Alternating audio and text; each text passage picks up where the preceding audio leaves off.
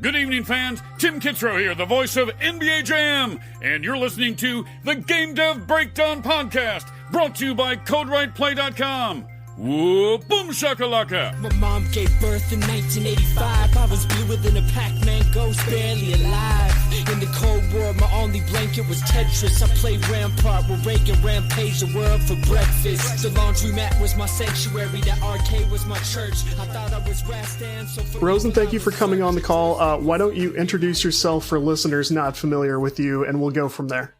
Yeah, thanks, Todd, for having me. I'm Rosen Sharma. I'm CEO of Now.gg, which provides, mobile cloud, and look forward to our conversation. I'm excited because you have a very rich background in technology, and more specifically lately, you've been doing a lot in the gaming space. So I read a nice story about you in Forbes, actually, which talked about your jump over to the gaming space. So kind of tell us a little bit about how that worked for you. Yeah, in 2011, so before 2011, I had only done enterprise kind of startups. Mm-hmm. And this is my 8th startup, so I'm old. So, our CTO, who was in Switzerland with his kids. And, if you are on the train in Switzerland and you have 2 kids and you want them to be quiet, you just hand over your phone and let them play. Right? Sure. And so they got home, and you have to imagine this is before iPad or anything came out, right? They got home and they wanted to play the same games. And of course, the kids didn't have smartphones back then. So we got this idea that, it may be interesting to have, games that are available on mobile be available on other platforms. The first incarnation of that was BlueStacks, which enabled you to play games on your PC. And, and we have always wanted to bring that to the cloud, but the cloud infrastructure just did not exist. Yeah. Right? So I think as the infrastructure has evolved, the kids remain the same. They just want to play games all the time, everywhere. Yeah. So the market has expanded. And I think, there's something very interesting has happened, which is, if you think over the last 10 years, we have now 5 billion people with mobile phones.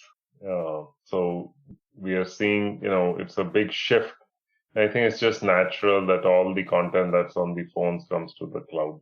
It makes a lot of sense. And that's interesting background on sort of your trajectory through gaming technology, because I first became familiar with your work through BlueStacks. And right. Not only had I played games using BlueStacks, but I don't know how much of this you hear, but BlueStacks is also very popular among the Android app developer crowd, because you can sideload an app through BlueStacks, and it's actually a nicely contained way to get emulation set up to test an app. Android Studio depends on very advanced knowledge of the actual Android operating system, and for a lot of game developers who just are trying to port from PC to mobile, or trying to do a multi-platform release, we don't always know all of that intricate knowledge about Android, and BlueStacks was actually a great way to test some things. Is that something you hear a lot, or is that somewhat new?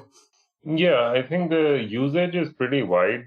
So we just, last year, it crossed 1 billion downloads, which just boggles my mind. Actually, to tell you the story, the day we launched it, we didn't quite launch it.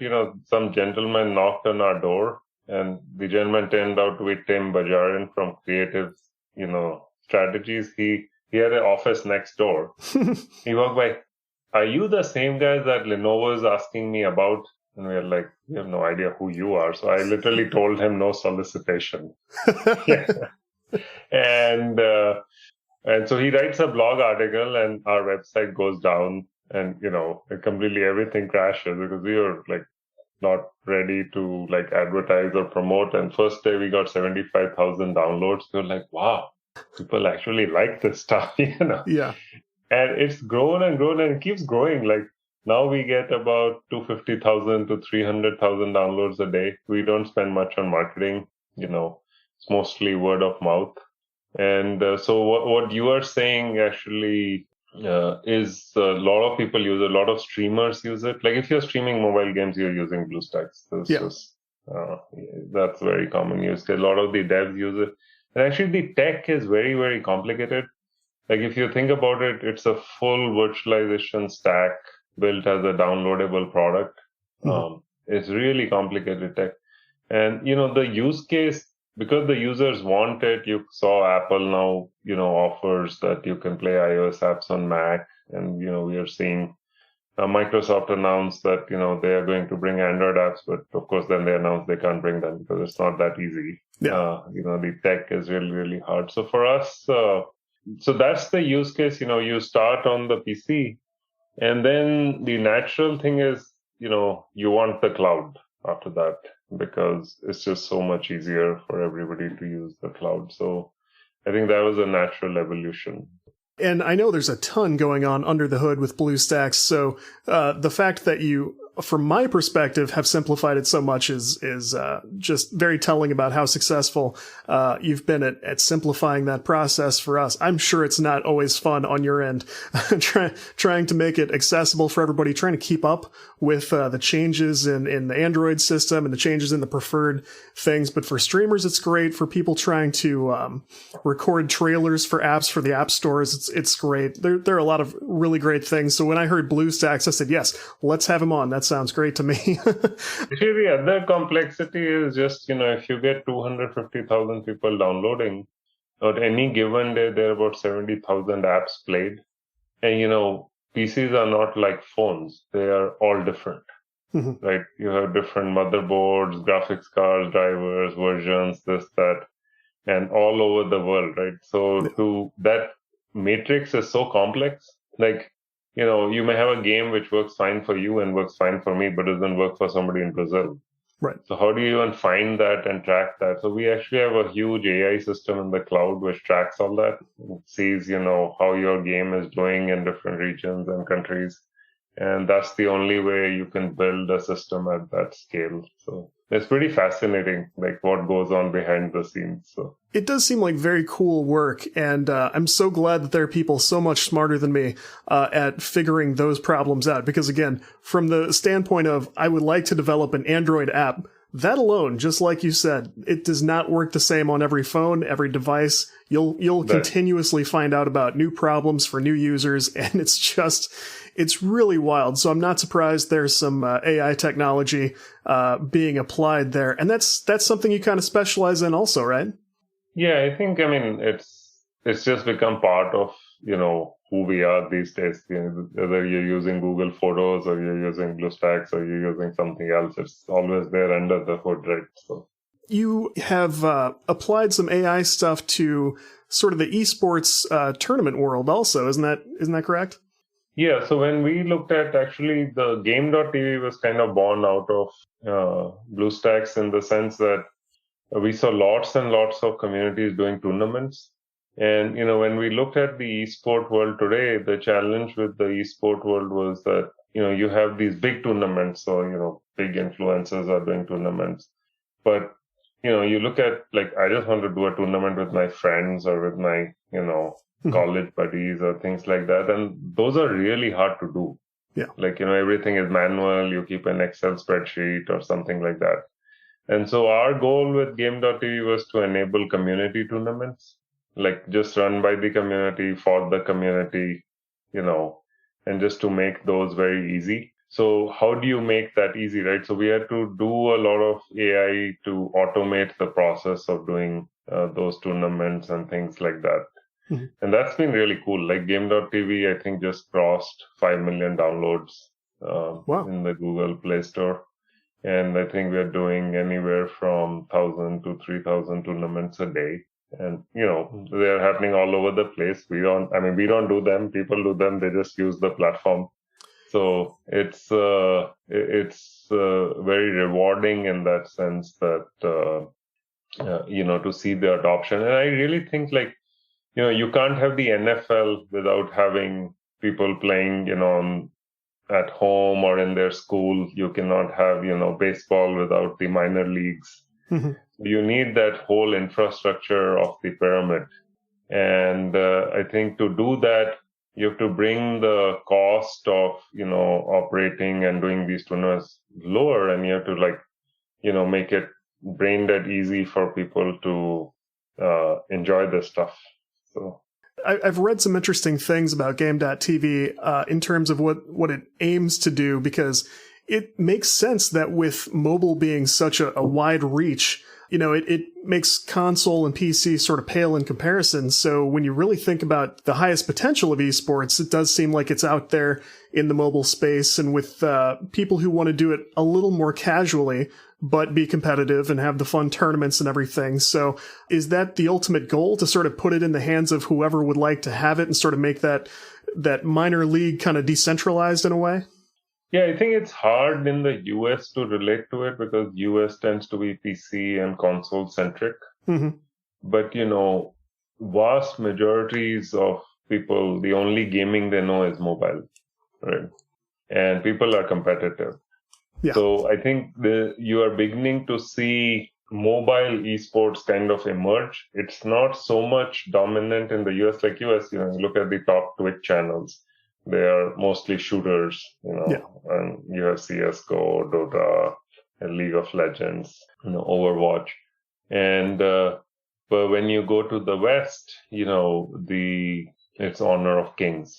Like China, Honor of Kings is largest esport title in the world, but most people in the US don't even know what it is. Right. So I think there is it's going both ways, right?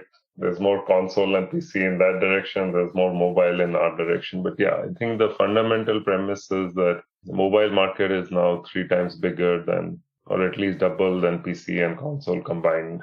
And, the number of players are much more. And the interest in mobile esports is growing and will continue to grow. I read one thing that you accomplished, which was figuring out who the active players are and predicting, who's going to be active in a situation. Like, what are some of those cool little problems you've figured out by applying sort of, machine learning and all that stuff? I think the biggest thing from an esports perspective, the way we want to do it is that if you are hosting a tournament or running a tournament or playing a tournament, the technology almost becomes invisible, right? Mm-hmm. And it's almost necessary because, like for Brawl Stars, Game.tv does a lot of Brawl Stars tournaments on the platform. There are a lot of tournaments where the players are less than 10 years old. Now, you cannot make that out when they're playing. They're really, really good. Yeah. Right? But, when they chat and things like that, you can make out that these are just, they're really, really young. I mean, they're gifted, but they're young, right? And so they're good at the games, but they're not good at organization. I mean, you cannot imagine a 9-year-old holding a 250% tournament, right? Yeah. And so, but that's what they're able to do with Game.tv, right? And so I think, so that's, all these small places where have their teammates joined, have their teammates not joined, did somebody pass on their invitation to their buddy and they are not playing, what are the interesting parts of the game, all that stuff, when you think about tournaments at that size, it needs to be automated and it needs to, all the things that can go wrong. So I think that's where, all the machine learning helps because it can detect by observing the stream of the tournament, what is happening in the tournament, and then, make several actions based on that. So. Mm-hmm. Having the kind of expertise in this that you do now, you guys, I'm sure, have strategic partnerships you have to figure out all the time. Is it difficult to sort of sell the people around you on this stuff and help them understand that, mobile does have the reach and games are going the places that they're going? I mean, or is there an understanding that's sort of developing throughout technology? I think it depends upon where the people are coming from, right? So, in the US, there was a thinking that esports is going to go the way of the NBA. We need to have these pro teams and we'll be streaming this content. And, if you look 2 years ago, there was a big rush to buy pro teams, like NFL teams wanted to own a pro team. And that's one model. But for those kind of games, it's unlikely that you will get mobile in there anytime soon, right? So I think it depends upon who you talk to and where those people come from. If you talk to anybody in Asia, I mean, you don't even have to tell them. You have to convince them that PC gaming will be big or PC sports will be big, right? So it goes the other way. So I think it's more country specific and region specific rather than people specific. There are regions in the world which were mobile first, and there you don't have to explain anything. And then there are countries which were, console first or PC first, and there people don't look at mobile games as real esport.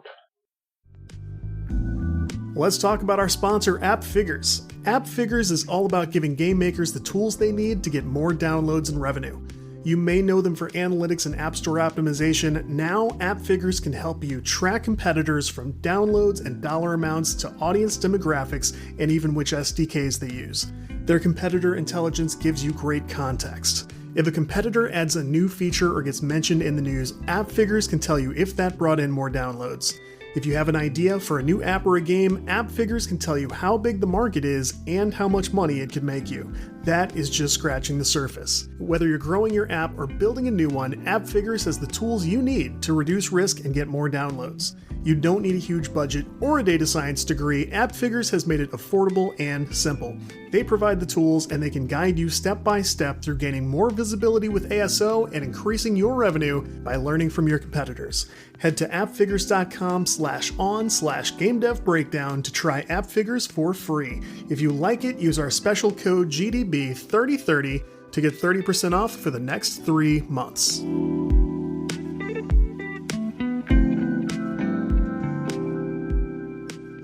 The cloud is the next natural step. That makes a lot of sense. I definitely had a couple of aha moments reading about, I didn't know about now.gg or what you guys were sort of building toward there, but it does seem that we're getting to a point where maybe we're starting to outgrow, App Store control and app distribution the way it's traditionally been done.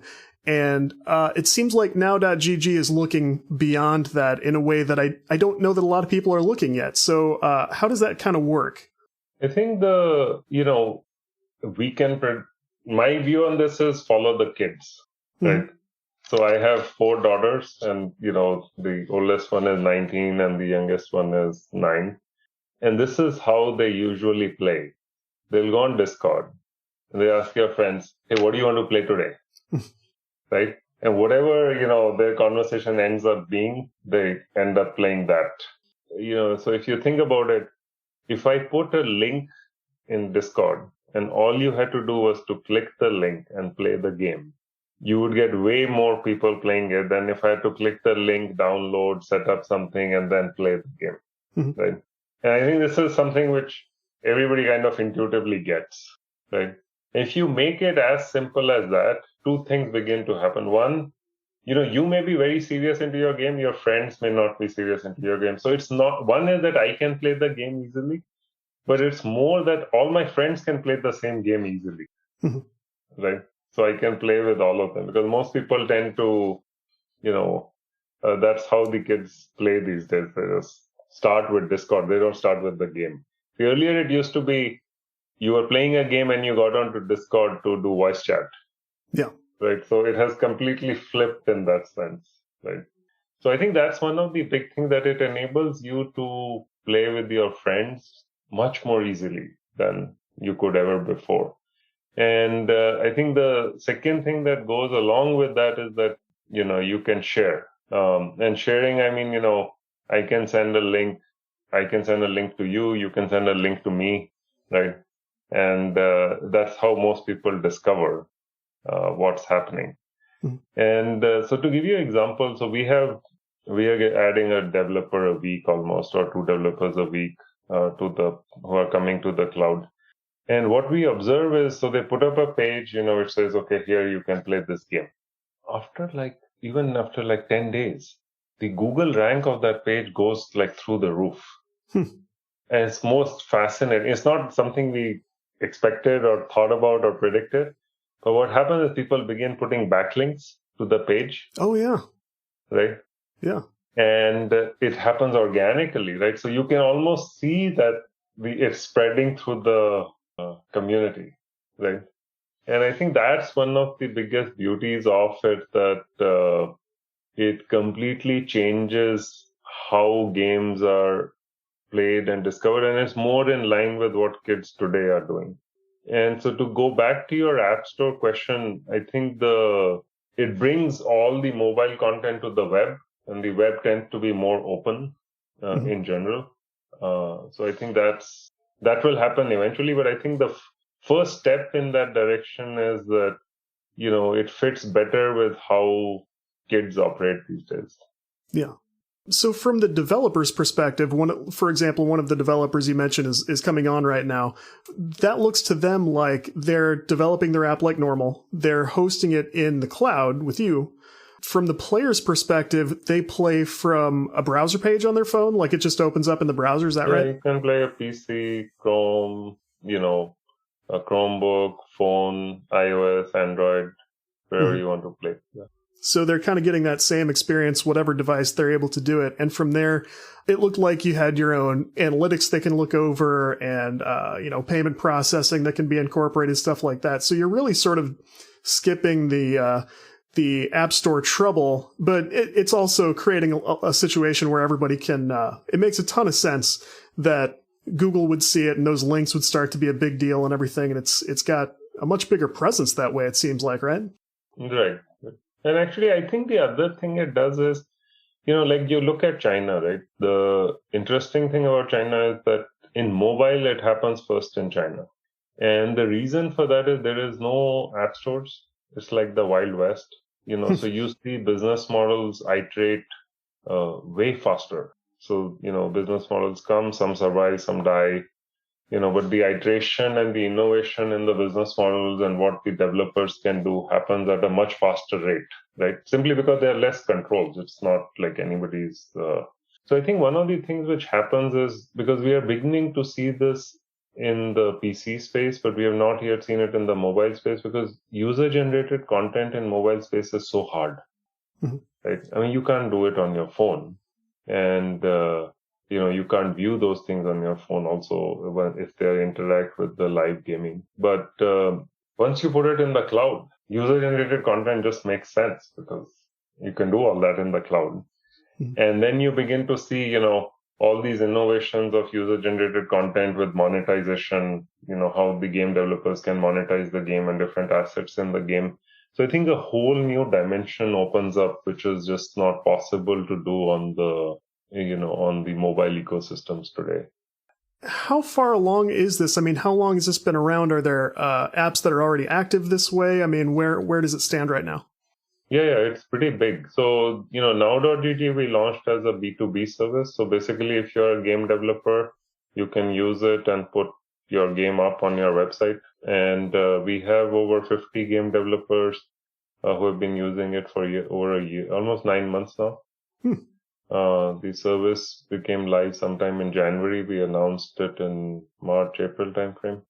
And it gets a lot of usage and it's growing constantly. So, and I think, when I look back, in the 90s, we got all this PC explosion. Everybody got a PC, in the first, and then we got Amazon, Azure, Google, which I call the PC clouds, right? I mean, basically what ran in your PC moved to the cloud. And then when you look at last 10 years, I mean, we had zero mobile smartphones 2010, and, we have 5 billion 2020. So when I project from 2020 to 2030, everything that runs on the phone is going to move to the cloud. So the service, there are more than 50 game devs on it, a lot of large ones who everybody would know in the mobile space. And so I find it really exciting. I think it's, and it's not just the ability to get the game on the cloud. It's like it frees you to innovate from a game developer point of view. It frees the users from innovating and sharing and, developing user-generated content. I think that's a very potent mix right there. Yeah. I can tell you just off the top of my head, one of the big pain points for me as an app developer was updates. So if I, as we mentioned, Android especially on that side, any change to the operating system might break something. I might need to try to react very quickly, and I can, but getting updates out in one or more app stores is not a simple task sometimes. And it seems to me, I can't think of any reason why your developers wouldn't be able to update much faster to fix a broken feature, keep the content fresh. I mean, right? Right. I think once you begin think of it as a web application, then, and also you are in control, right? It's not, the platform is not mandating you to do anything, but the app is being served from your website. Mm-hmm. So I think you are much more in control. You can update it as frequently as you want and do it 20 times a day, So, those gates are in your hands rather than they being in somebody else's hand. I can't help but wonder why Epic didn't try this with Fortnite, stuff like that. I think of some of the troubles that big studios have had lately, and particularly with, like, we don't like the rules in the mobile space or whatever it is. With the reach we talked about, the player bases, the money we know Epic was making, it's not a simple matter to just jump into the cloud, but boy, this seemed like a better route, Yeah, I think we are beginning to see it again happen in different geographies. I think the mobile cloud is very different than the PC cloud, and the economics of it are very different as opposed to like Genshin Impact in China. So Genshin Impact made a killing, right? It's a 20 GB game. I mean, and it downloads like 10 GB seems like every 20 days or so. Yeah. Like I don't even think I can get it on my phone. I don't even know if that's that much spare capacity. So they are doing, a game which is a cloud version, but it's their PC version, not the mobile version. Also, when you think of the genre of the game, shooters are one of the hardest games to bring on the cloud because they are so latency sensitive. Mm-hmm. And so when Fortnite started and where we are, the cloud has also evolved. Like you did not have, data centers right next to your home that you could be one hop from them, right? So all that has evolved. So some decisions which you could have thought of differently 3 years ago, maybe you do them differently now. So I don't know what the thinking was, but it is definitely possible to do. But I think it was not possible to do 3 years ago. That's probably true. Yeah. Right. So I think there is a lot of evolution in this space, just from an infrastructure perspective. Mm-hmm. I mean, I also think another way to think about it is, we've historically have compute, storage, and network, right? And we go in cycles. So at some point, compute becomes cheap, but networking was very expensive, right? We all remember our data plans, which were not unlimited. And then you got network, which became abundant, and compute became the limitation, right? So we just go in cycles. And I think one of the things which is happening is that with 5G, it's going to completely flip. Like network won't be I've experienced 5G in Korea. The whole 1 GB movie downloaded in less than 3 seconds. Ugh. I was like, what? It's done? And it is amazing. Like, it's just like, it's not what you think. And you cannot go backwards. Like once you experience that, you want it, right? Yeah. And so our equation of how we think about, the network and this is going to change completely. So I think it's pretty fascinating. New sponsor alert, this episode is brought to you in part by Mudstack. Mudstack is the only asset management and collaboration platform custom built for game studios and digital artists. If you're an artist or your team works with artists, you might need more than the old school source control that only handles code and config files. You need a solution built for you. Mudstack is a digital asset management, version control, and review platform custom built for artists and game studios. Handle all your game assets from concept to completion, group and tag your assets, do easy visual comparisons, approve work, switch between iterations, and more. Soon you'll be able to customize pipelines and take advantage of simple plugin integration with Unity and Unreal. These guys understand game development and they want to help you stay focused on what matters. Level up your game art and your art game with Mudstack. Get started for free in just a few minutes at mudstack.com. Welcome Mudstack. Big thanks for sponsoring the show.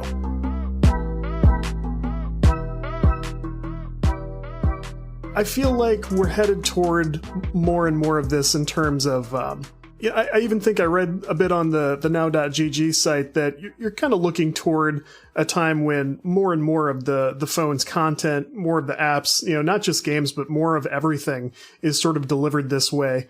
And I mean, are we kind of headed toward, cloud operating systems for devices, things like that? Yeah, I think the one, thing we are working on, which again I find fascinating, is what we call the infinity phone, where the cloud kind of hides behind the phone. So you get a phone, you run an app, you don't even know whether it's running in the cloud or it's running on your phone. It automatically makes this decision. And so what we have built in the cloud is what we call now Cloud OS, which is completely distributed operating system. So some part of it can run on your phone, some part of it can run in the cloud. And you are already beginning to see this, like Google Photos. If you use it, it keeps storage in the cloud, but you can see all your photos on the phone. Like you don't have to worry about what's here, what's there. It's kind of seamless, right? Mm-hmm. And I think that with the 5G, or if you're on Wi-Fi, you can achieve that level of seamlessness. I think that's when it becomes really, really useful. Like you just stop worrying about it. And I think with phones even more than with PCs, because the average consumer using the phone is not tech savvy, right? Yeah. So if it just worked for them, it would be fine. So I think that's what you are alluding to, that I envision a point in the future where, and not too far future, like you could see it next year, where you would have phones which just seamlessly work with the cloud. The phone decides, oh, my phone is full, I don't have space for Genshin Impact, run Genshin Impact in the cloud, and, or I don't have, it's better, I'm not in a good network environment, so let it run locally, right? So it could make trade-offs dynamically, completely transparent to you. I think the cloud infrastructure is in a state where this is possible, and we have definitely architected our system to make that possible. Do you think we head this way eventually with PCs too, in a way that's a bit more effective than we've done in the past? I mean, I feel like the Chromebook made a run at this at a certain point. And like you said, a few years ago, it wasn't nearly as viable. But I mean, do we head this way with all of our devices at some point? Yeah, I think you have to figure out the economics, right? So who pays for it? Because cloud is not free in the end, right? So is the consumer paying for it? Is the game developer paying for it? Is like, who is paying for the cloud? So I think that's one of the things. Each ecosystem is so different. Like, I never understood how PC gaming clouds would work, because PC game, like I pay $70 once and then I can play for my lifetime on the cloud. I mean, somebody's losing money constantly. The more I play, the worse it is for somebody, right? So it doesn't make, like, the incentive is not aligned in some sense. Yeah. And I think that is a part of the cloud, because, if you think of Chromebook mostly is, I want a cheap computer, right? So all schools gave you Chromebooks, basically. Yeah. So I get this computer. Am I really willing to pay $20 a month or $10 a month subscription with it? I don't know, right? So the question is, who pays? And I think you have to figure that out. And I think the mobile ecosystem, that it's not just the tech, because we have been in this ecosystem for a long time. We have solved that business problem, which enables, the tech to get out and become diversified and be deployed. But I think that goes hand in hand. So tech, I think what you're saying is possible now. And we are beginning to see it, like the Microsoft announcement for Windows, where now Windows is available in the cloud or on your PC quite seamlessly. Mm-hmm. So that's just, you're seeing the same manifestation. But the business side of it also needs to be solved. So. I think we saw that with Google Stadia. They tried to solve that problem there, and I think it was a noble effort. But from what I understand, I think it was an ongoing subscription, which wasn't very much. There was also a cost per game, which a lot of people didn't like. And, even being Google, it apparently didn't make enough sense for them to continue. So yeah, it sounds like there's still some stuff to figure out on the console and the PC side. Because, I mean, consoles are trying to head that way too now, right? Microsoft is doing cloud gaming this holiday season. I think they're going to start doing cloud gaming from the Xbox Series S and Series X, right? Okay. And I think there, like EA brought out their library. I mean, the EA was the first one, right? They said for $100 a year or something, you can play as many games as you want. Mm-hmm. And I think from their perspective, if you looked at the economics, the average user didn't even consume $100 of the library. So, it made sense for them. And I think the Xbox Game Pass people value a lot because, for that price, you can try a lot of games. But like if you look in the mobile space, the games are all free. It's true. right? So what does a subscription service for mobile even mean, right? And it's a completely different answer. But I think, you have to solve the business problem along with the tech problem. Otherwise, it goes nowhere. So, in terms of now.gg, how are you onboarding devs right now? Are you being selective still, or is there sort of an open invite for, interested folks? How's it work? Yeah, actually, if you're interested, you can get it on. We are in the process of releasing a self-serve portal, so you never have to talk to us, which is how I like most dev platforms to be. Yeah. I don't want to talk to anyone. I just want to get my game on wherever I want it, right?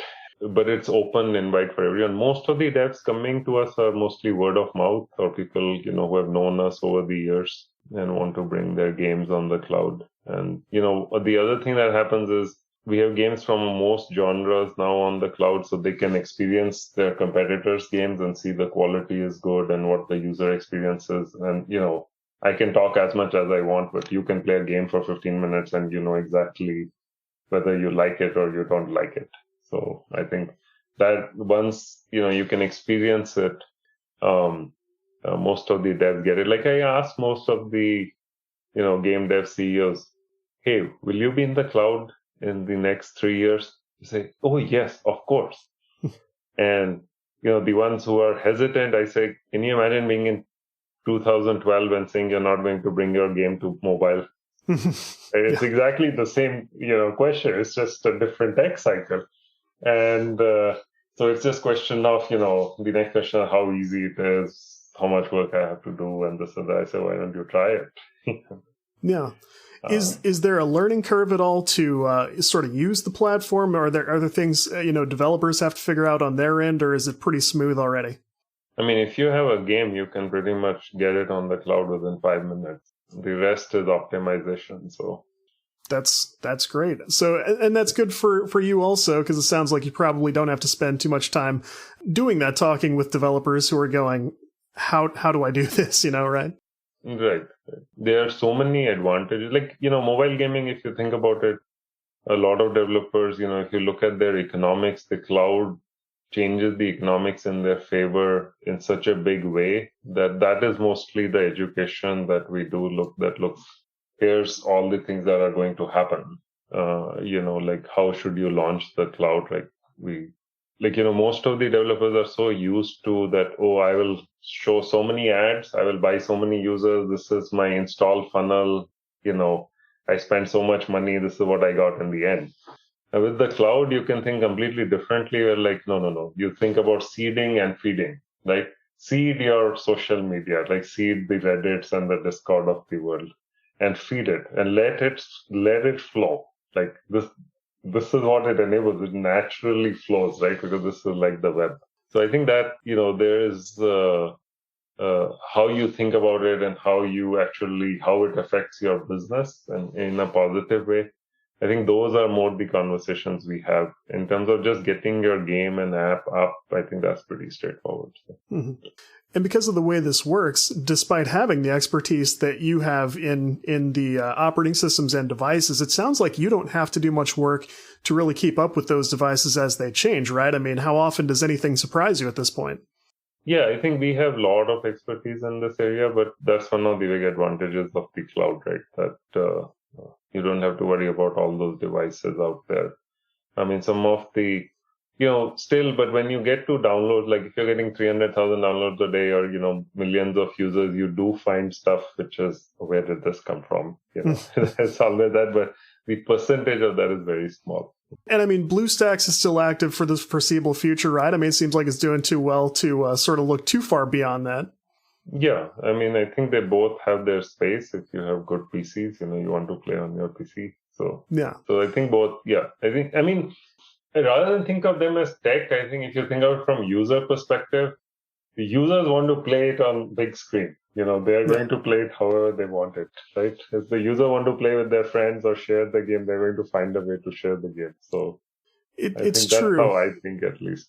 Yeah, even as I still play games when I can myself. It's harder now these days, obviously, but when something really grabs me on the iPhone, especially the iPhone, I go, this is great. I wish I could play it on, my computer, on my big screen. Wish I could stream it for my friends. It's exactly right. It's a very real issue that, especially for content creators who are going, there is a way to hook it up to like a MacBook and try to record. It's not very reliable. This cross-platform is a big deal when you start on mobile. Being able to branch out and play in the browser is awesome.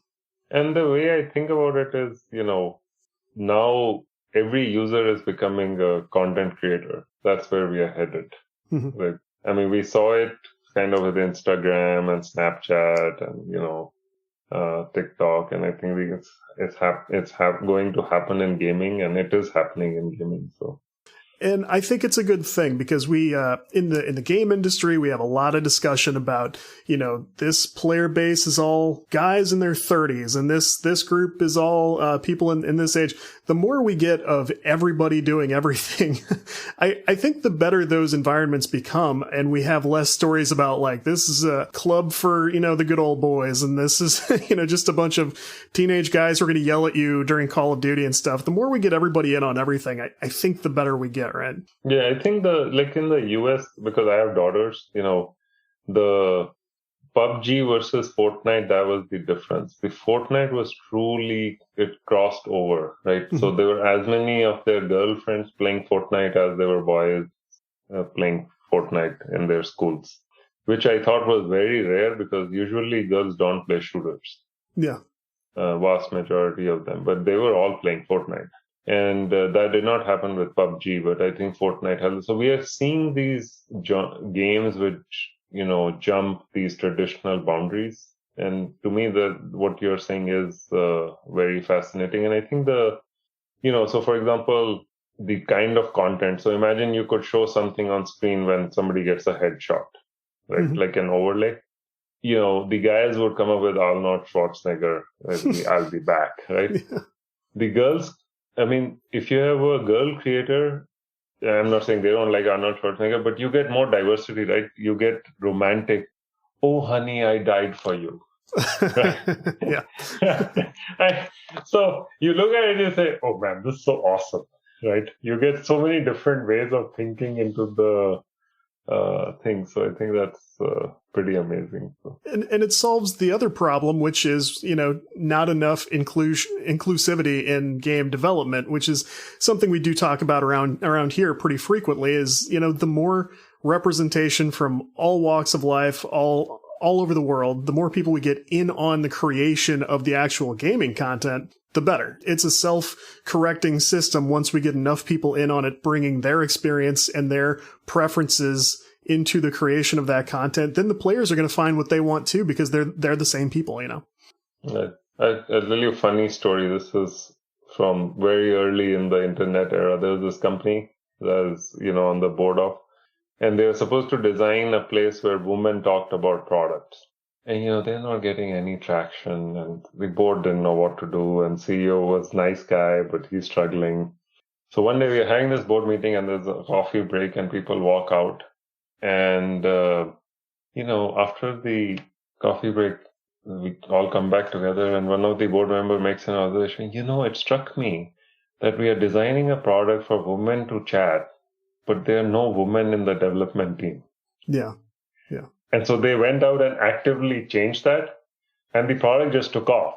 Mm-hmm. And it was kind of interesting how a lot of the discussion changed. Like the colors went from blue and black to pink, orange, lighter colors, but there was like, you couldn't point to one thing which happened, but as a whole, lots of things happened. I think it's just, this was more balanced point of view, and that has to happen in gaming. Now, the number, especially mobile gaming, there are as many women playing games as men playing games. Mm-hmm.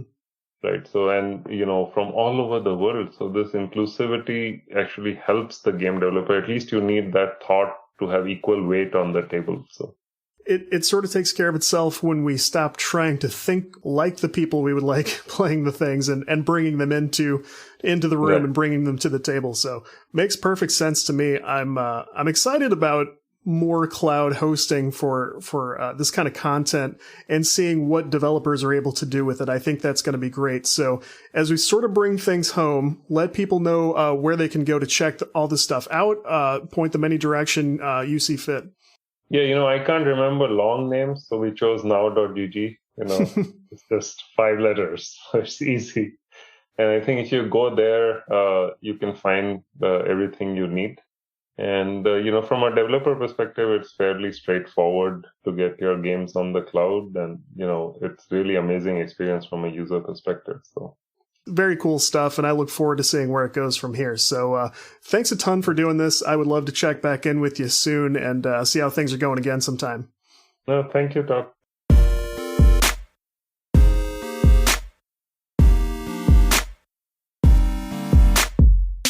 If you enjoy Game Dev Breakdown, hit subscribe so you can catch those future episodes as they happen. You can find show notes at codewriteplay.com. My book, Inside Video Game Creation, is available now on Amazon in paperback, hardcover, and ebook formats. We do video shows at YouTube. And if you would like news and articles from around the web each week, you can subscribe to the newsletter available on the newsletter tab at codewriteplay.com. We're on Twitter at GameDevPod, at CodeWritePlay, and me at Mechatodzilla with 1D and 2 L's. Reach out about anything at any time. Thanks, everybody. More next week for Code Right Play and Game Dev Breakdown. I'm Todd Mitchell. Thanks, and we will talk to you soon.